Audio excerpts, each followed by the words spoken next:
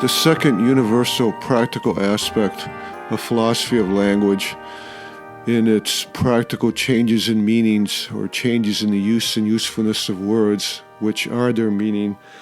The second practical aspect is the fact that any resulting change in meaning does not embody either physical or metaphysical foreknowledge. That is, regardless of how ethically and thus aesthetically pleasing the change in meaning may be, the change in meaning will not necessarily change reality to meet the teleological motivations for the change so as to be pragmatically or even naturally true. Once a social act of will through social construction successfully leads to a change in meaning, the change will not necessarily change reality so as to achieve the teleological or normative goals for making the change, though it might. Reality is still what it is, and we cannot lose sight of this fact, as so often is lost sight of in postmodernist and social justice philosophy, and particularly in its philosophy of language. Conceptually, at present, person has more power than water.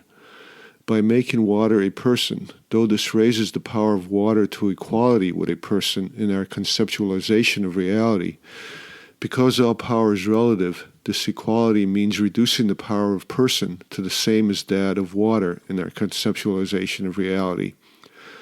What effect this will to power for water at the expense of person will have on the pragmatics of our conceptualization of reality is an unknown.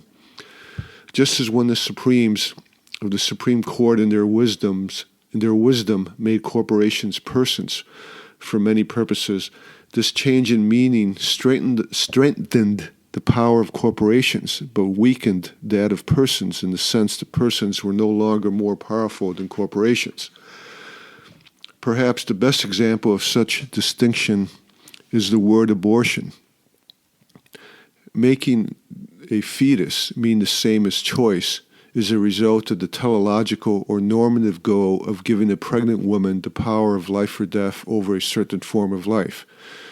The reality of that form of life and its death have not changed by this change in meaning, and the final effect of such a change in meaning upon the reality of a society and its cohesion, upon a society that allows and enforces such change in meaning by violence, is unknown.